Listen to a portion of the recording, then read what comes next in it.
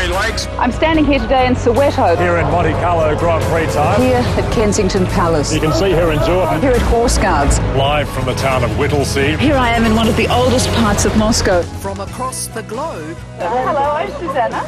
To here at home. Traffic's still coming back into Perth tonight. You've got to get it right every time. For 3 decades, Rick Arden and Susanna Carr have sat side by side, night after night, bringing news to the people of Perth. 30 years together. It's lasted longer than some marriages. More than both of our marriages, actually. That's right, it has. And it's been a happy relationship too. Working with Sue is wonderful. Channel 7 began broadcasting news from here in their Dianella studios some 50 years ago. For more than half of that time, it's been Rick and Sue at the desk. For people at home, they're like family. And for colleagues like myself, we've shared some amazing and memorable moments. The good, the bad, the unforgettable. And it all began with their first bulletin together, back here in 1985. I've changed. Why don't you? Switch to 7 at the new time of 6 for the best news you'll get all day. Plus the award-winning talents of Rick Arden. The 7 team brings you all the news that matters every night at the new time of 6 o'clock.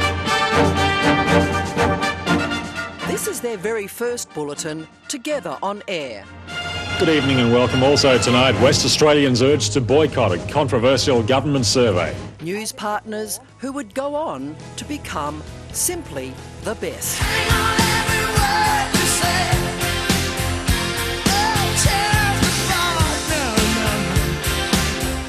Times and technology have changed, and 30 years on, Rick and Sue can lay claim to one of the longest lasting presenting partnerships anywhere in the world.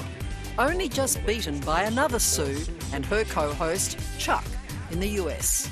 As I said a moment ago, I'm Chuck Scarborough. I still am, yes. And you're still Sue Simmons. That's right. Yeah. Chuck and Sue hosted in New York City for 32 years, the world record holders. Rick and Sue, just 2 years behind them. We had assumed that maybe we had the world record. Yeah, what's going on there? And lo and behold, Sue Simmons and Chuck Scarborough. Sue and Chuck versus Sue and Rick. That's right. How funny. During that time, they've lived and breathed news. And there are some stories they'll never forget, from the heartwarming to the horrific.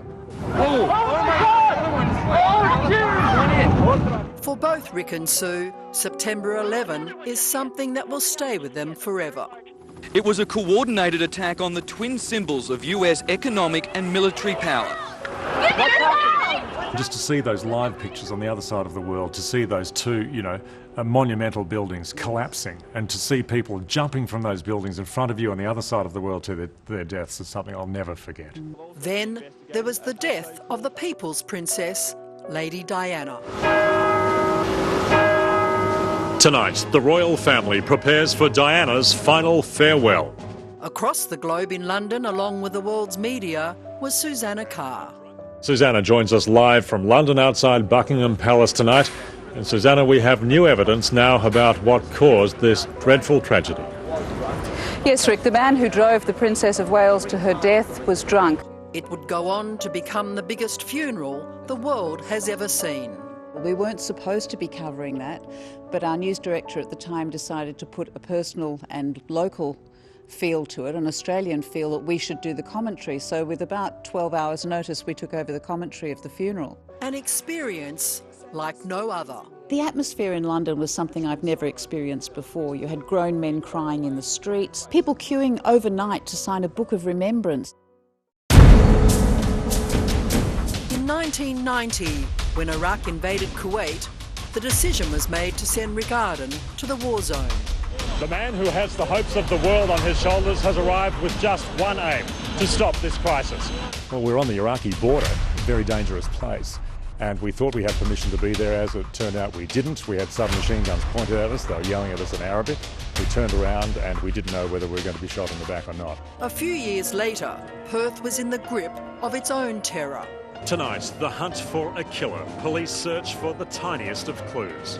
With a serial killer on the loose, like everyone in Perth, Rick and Sue were on the edge of their seats. Back here in Claremont, night is upon us. It's a very tense time down here, despite urgent moves to improve security. What an incredible time that was, and it was a very tense time for the whole of Perth and the western suburbs in particular, as those girls one by one went missing, and to this day we still don't know the answer to that story. But it was the death of a famous footballer and mate in 2007 that almost led to a tearful breakdown on air. Thanks, Basil. We'll have fuel prices next, and Jeff has the forecast for the rest of the week. The Bulletin, they say, is the hardest they've ever had to front when Channel 7 colleague, sports presenter Chris Mainwaring, died unexpectedly. Matey was our friend, our workmate, and such a nice guy. We'll all miss you, Chris. That's where we leave you. I've seen pictures of myself reading that story. It's on YouTube, and I see this person struggling to read it, because I was struggling to read it, and to lose somebody who you've worked so closely with, who you liked so much. A lovely guy, happy guy, and to have life cut short like that was truly tragic. One of the stars of a team that would change footy in WA forever. Rick and Sue rate the West Coast Eagles' first grand final victory among one of the most jubilant times on air. I remember I was there at the NCG, it was fantastic, 92, then 94, took a long time after that, 2006, however it's the Dockers' turn now. Freo did have its moment many years before, when Ben Lexon and Bondi brought home the America's Cup. Declare a public holiday? Yes, no one would want to work today at any rate. Across the country, they celebrated with WA. And the atmosphere was electric down in Fremantle. I've never seen it like it. And from cup fever to gold fever. This $1 million worth of gold arrived at the doorstep, literally the doorstep of Channel 7. The Perth mint swindle has become one of Perth's most intriguing mysteries, with Channel 7 at the centre of the saga. Alison, should I interview you about that one? You know more about Mickelberg gold than anybody, but what an amazing story with that gold going missing, and then 2 great big containers of gold turning up in the grounds of Channel 7. The containers with the gold are believed to have been delivered sometime during the night. What an amazing story, and will we ever know the truth? I doubt it. At times, those telling the news are the news. So tidy, isn't she? The birth of Rick's first child shared with viewers who think of them as family. It was a wonderful thing, and she's now 23, so how time flies. Many, many moments that made us smile. Pancake races through Perth. Our newsman looked to have it won till his pancake deserted him at the finish line, while Susanna decided she'd rather stay friends with hers. Mishaps while live on air. Well, technical problems at the moment, but we'll keep going. Excuse me. They said, you're on. I said, here's the next story. Looked at the TV monitor. I could only see me. Takes effect from July the 1st.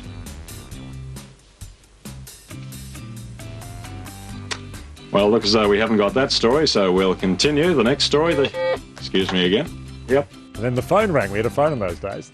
I said, yes.